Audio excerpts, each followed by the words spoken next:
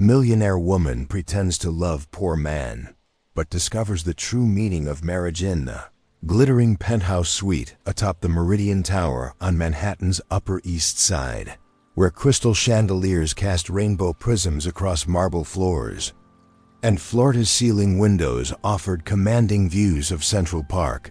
Vivian Sterling stood as the undisputed queen of New York's social elite.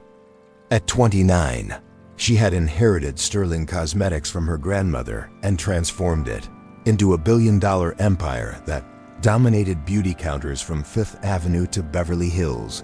Her world was one of designer gowns and charity galas, private jets and exclusive resorts, where conversations revolved around stock prices and social climbing, where relationships were strategic alliances disguised as friendships. Vivian moved through this glittering landscape with the confidence of someone who had never known want, never experienced rejection, never questioned whether her money was the primary reason people sought her company. On this particular October evening, as autumn painted the city in shades of amber and gold, Vivian hosted her monthly salon, an exclusive gathering of Manhattan's most influential women. The guest list read like a who's who of American aristocracy: heiresses and hedge fund wives, fashion designers and gallery owners, women whose names appeared in society columns and whose opinions could make or break careers. The conversation that night, fueled by vintage champagne and competitive spirits, had taken a particularly vicious turn. They were discussing relationships, marriages, and the deplorable state of modern romance, with the detached cruelty that only the extremely privileged could muster. "It's absolutely tragic," declared Isabel Thornton, whose husband owned half of Manhattan's real estate. These middle-class women actually believe their husbands love them, as if love could exist without proper financial foundations. "Exactly," chimed in Cordelia Ashford, whose family fortune dated back to railroad money. "They have no idea that real love is a luxury only we can afford. Poor people merely survive together out of necessity." The other women nodded in agreement, their diamond jewelry catching the candlelight as they sipped champagne that cost more per bottle than most people earned in a week. To them, love was another commodity to be purchased, curated, and displayed like the art on their walls or the clothes in their closets. "I've always maintained," added Vivian, her voice carrying the authority of someone accustomed to being heard, "that anyone can make anyone fall in love with them if they have enough money and know how to use it properly. Love isn't some mystical force, it's simply a matter of providing the right incentives." The proclamation hung in the air like a challenge, and Isabel's eyes lit up with the predatory gleam of someone sensing an opportunity for entertainment. "How confident are you in that theory, darling?" Isabel asked, swirling her champagne. "Thoughtfully. Completely confident," Vivian replied without hesitation. "Show me any man, regardless of his circumstances, and I could make him believe I'm madly in love with him within a month. More importantly, I could make him fall desperately in love with me. Even someone completely beneath your station?" Pressed Cordelia, leaning forward with interest. "Someone who has absolutely nothing to offer you." "Especially someone like that," Vivian laughed, the sound sharp and crystalline in the marble-lined room. "Poor men are even easier targets. They're so starved for affection and so desperate to improve their circumstances that they'll believe anything." What happened next would change Vivian's life in ways she couldn't possibly imagine. Isabel, always one to push boundaries for her own amusement, made a proposal that combined their group's favorite pastimes, cruelty and gambling. "Prove it," Isabel said simply. "I'll bet you $5 million that you can't make a genuinely poor man fall in love with you and propose. Marriage within 2 months. But here's the catch: he has to be someone completely unsuitable, someone your grandmother would have banned from the building, and you have to actually marry him." The challenge electrified the room. The other women leaned in, their eyes bright with anticipation of the spectacle to come. $5 million was a substantial sum even by their standards, but more importantly, This was the kind of social experiment their bored, privileged minds found irresistible. "And if I win?" Vivian asked, already calculating the odds in her favor. "When you inevitably lose," Isabel replied with a smile that didn't reach her eyes, "you have to stay married to him for at least 6 months. No annulment, no quick divorce. You have to live as his wife, in his world, with his income level." The stakes were delicious in their cruelty.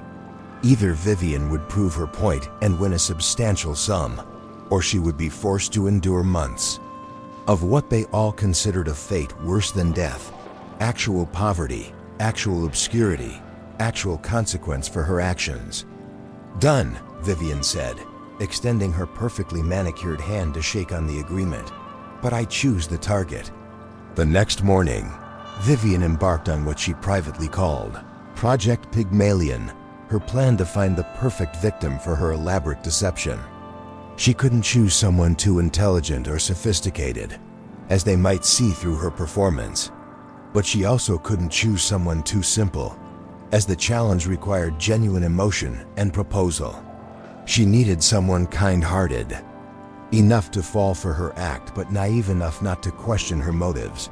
Her search led her through parts of New York City she'd never explored, areas where real people lived real lives far from the rarefied air of her usual haunts. She visited community centers and public libraries, coffee shops and neighborhood markets, studying potential targets like a predator selecting prey. It was in Washington Square Park, on a crisp November morning when the last autumn leaves clung desperately to their branches, that Vivian found him. Thomas Chun was 28 years old, tall and lean with gentle brown eyes and hands that showed the honest calluses of manual labor.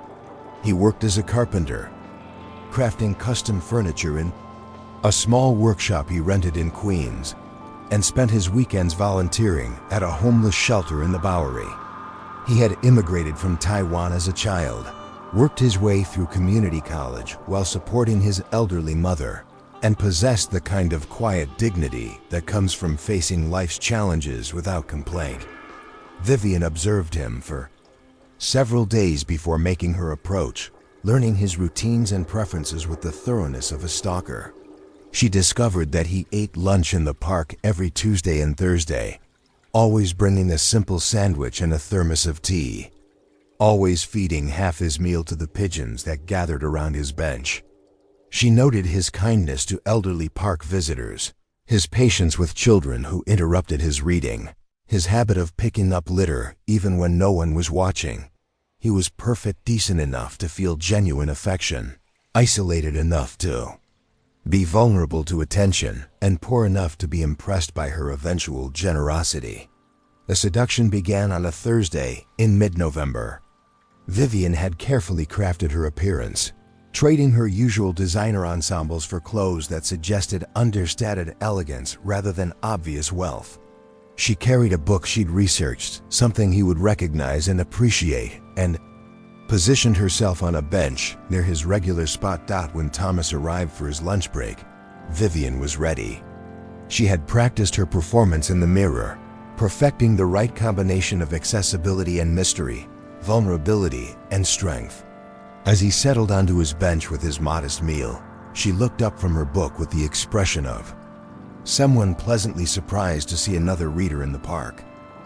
"Excuse me," she said, her voice warm and slightly shy.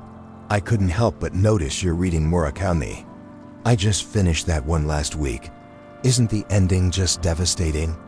Thomas looked up, clearly startled to be addressed by a beautiful woman in the middle of his quiet lunch routine.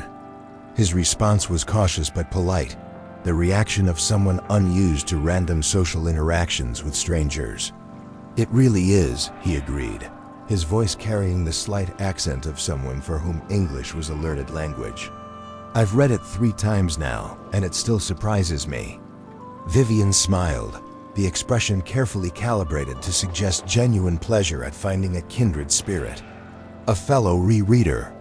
I thought I was the only person left who believed books deserved multiple visits." The conversation that followed was a masterpiece of manipulation disguised as serendipity. Vivian drew Thomas out with practiced skill, asking about his work, his interests, his dreams. She listened with the focused attention of someone genuinely fascinated, nodding at appropriate moments, asking follow-up questions that demonstrated both intelligence and empathy. Thomas, starved for intellectual conversation and female attention, responded like a flower turning toward sunlight. He told her about his carpentry work, the satisfaction of creating something beautiful and functional with his hands. He spoke about the furniture pieces he dreamed of crafting someday, when he could afford better tools and materials. He mentioned his volunteer work at the shelter, his mother's health concerns, his modest goals of perhaps owning his own shop someday.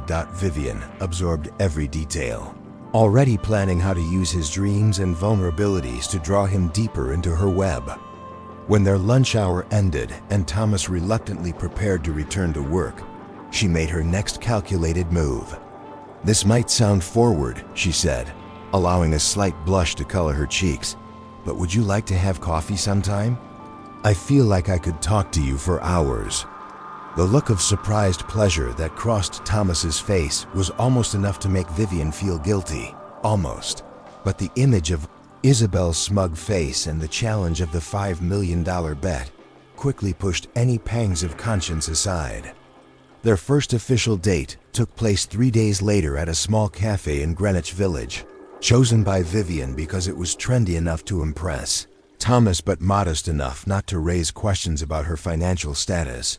She had researched his interests thoroughly, arming herself with knowledge about woodworking techniques, Asian literature, and social justice issues that would make her seem like the perfect companion for his earnest, idealistic worldview. The evening was a carefully orchestrated performance of mutual discovery. Vivian revealed just enough about herself to seem mysterious and intriguing.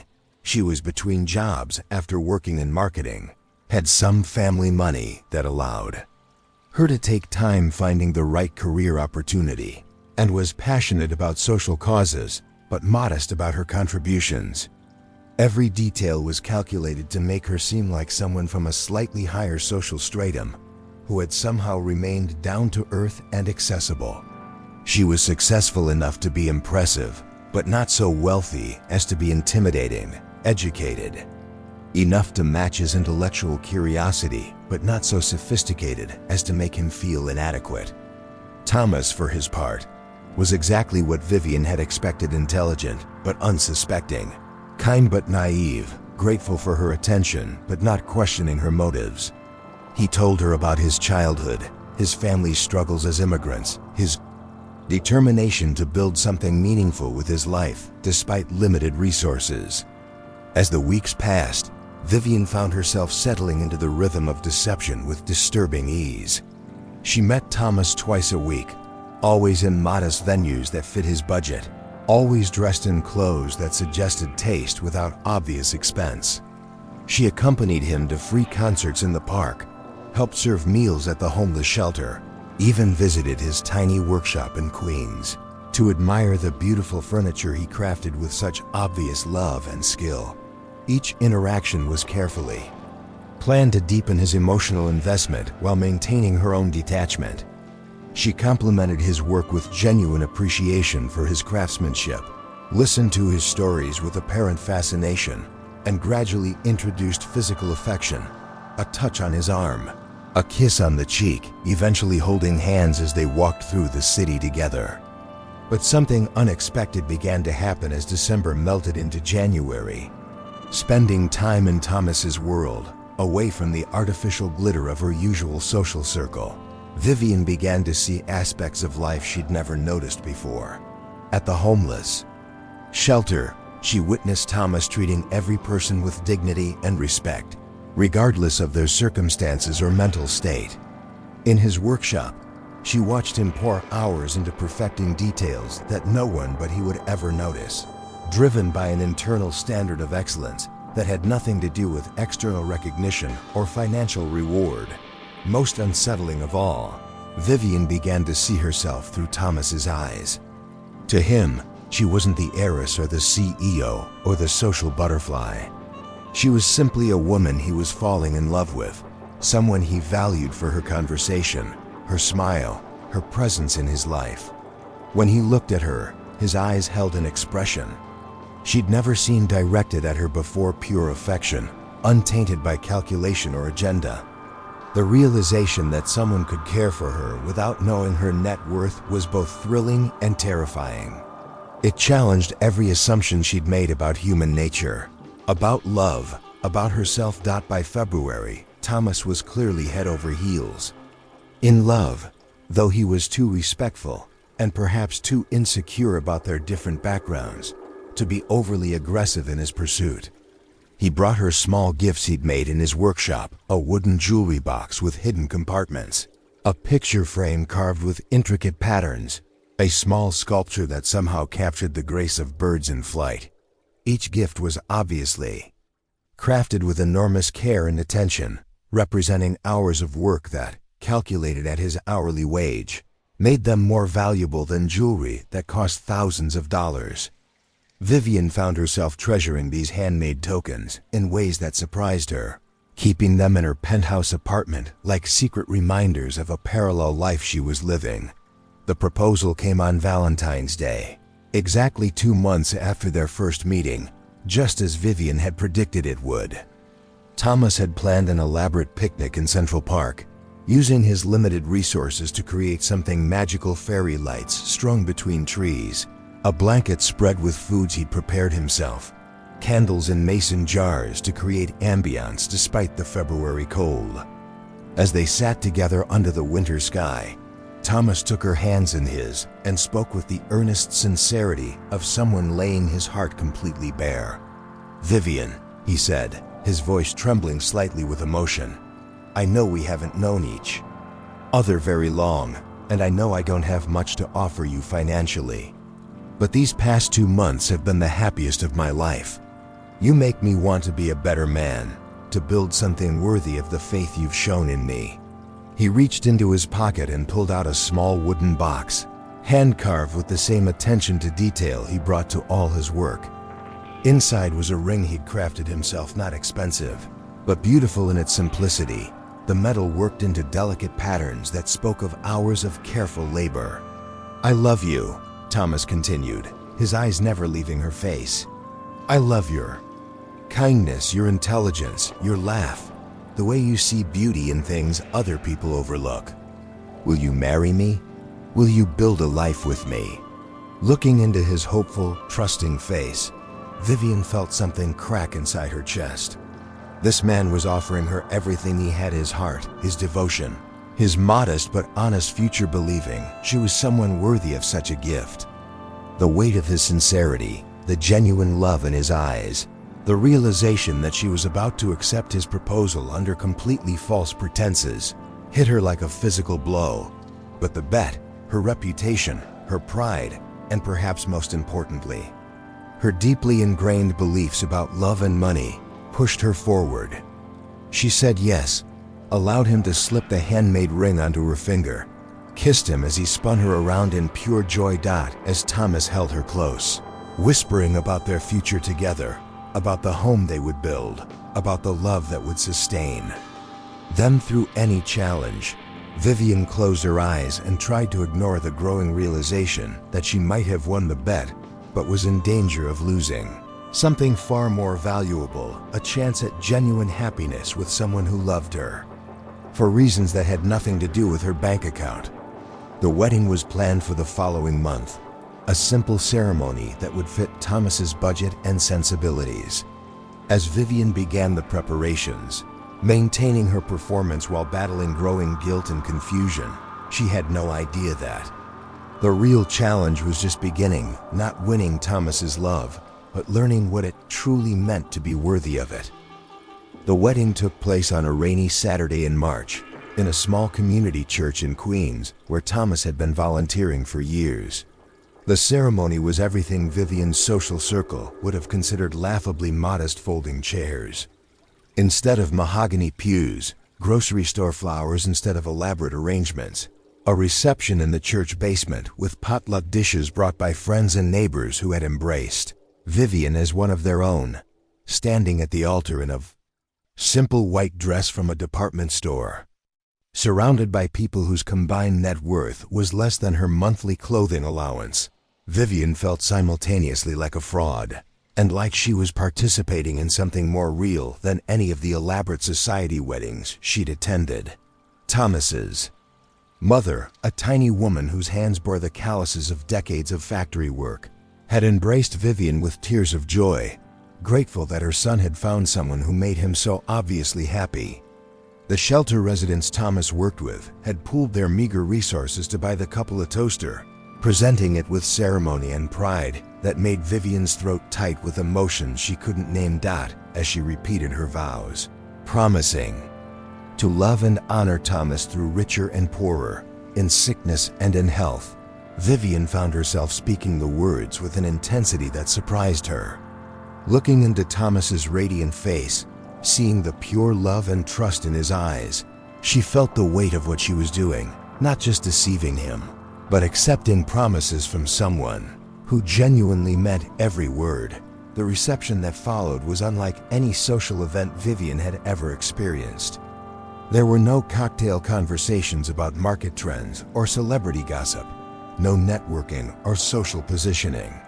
Instead, there was music played on an old piano by Thomas's elderly neighbor, dancing that had more heart than technique, and conversations about children and jobs and dreams that were modest but deeply felt.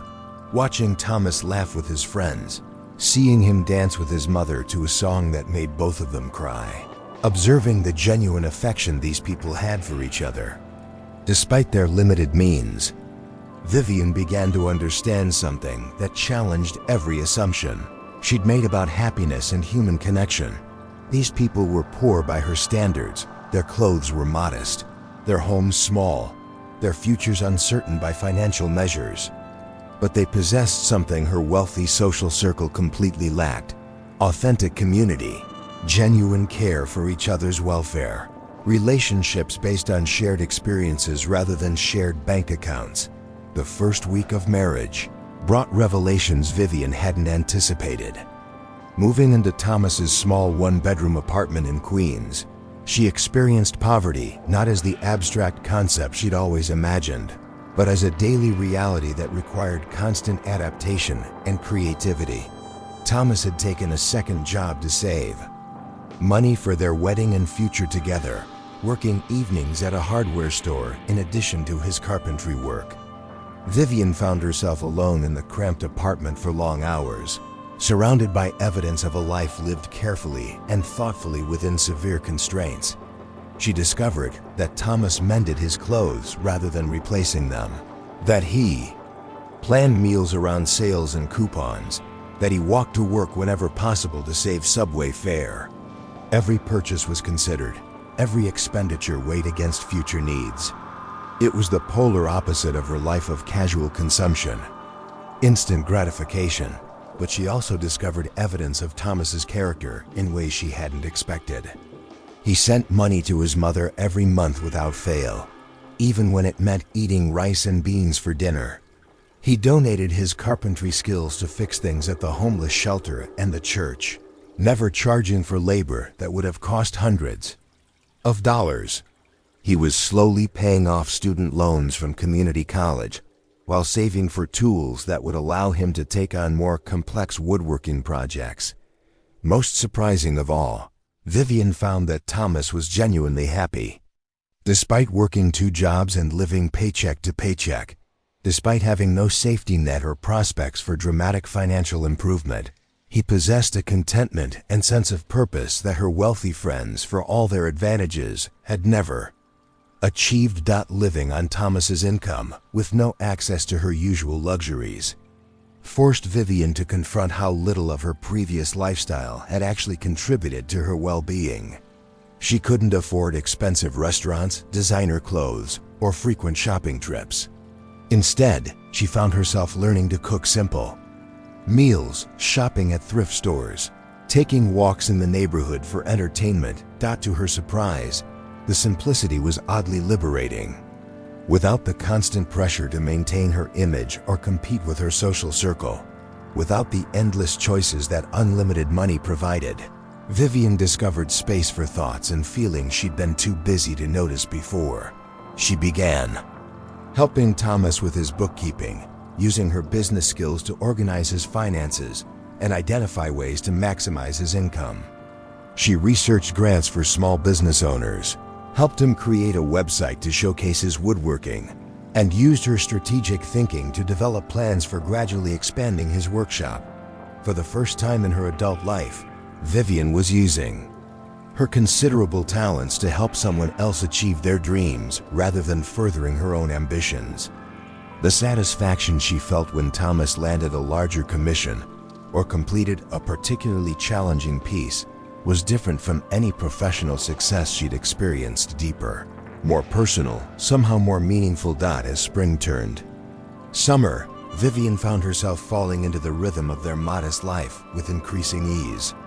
She looked forward to Thomas's return from work each evening, to their simple dinners together, to the quiet conversations about his day and hers. She began to understand the luxury of undivided attention, of being with someone who was fully present rather than constantly checking phones or calculating social advantages.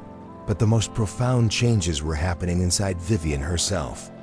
Living with Thomas, observing his daily choices and priorities, she began to see her own life through different eyes. The charitable galas she'd attended had been more about social positioning than actual charity. The relationships she'd cultivated had been strategic rather than sincere. Even her business success, which she'd always viewed as personal achievement, seemed hollow when compared to Thomas's simple goal of creating beautiful, useful things with his hands. The crisis came in late July on what should have been a perfectly ordinary evening. Thomas had surprised her with tickets to a small outdoor concert in their neighborhood park. Not expensive tickets, but ones he'd saved for weeks to afford, wanting to give her something special. As they sat on their blanket listening to the music, surrounded by other couples and families enjoying the free entertainment, Thomas took her hand and spoke with the quiet seriousness that she'd learned meant he was about to say something important. "Vivian," he said, his thumb tracing circles on her palm, "I've been thinking about our future, about the family we want to have someday.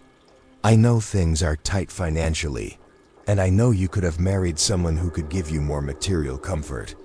Vivian felt her stomach clench, sensing that whatever he was about to say would challenge the careful balance she'd maintained between her two lives. "I want you to know that I'm working towards something better," Thomas continued. "I've been talking to the bank about a loan to expand the workshop, maybe hire an apprentice. It would be risky, and we'd have to be even more careful with money for a while, but I think it could work. I want to build something that would give our children opportunities I never had." Thank you for watching this story unfold with us here on M&A The Story Unfolds. If you enjoyed it, don't forget to subscribe to the channel and turn on the notification bell so you never miss a new tale. We'd love to know where you're watching from. Leave a comment below and tell us what part of the world you're joining us from. Your support means everything. See you in the next story.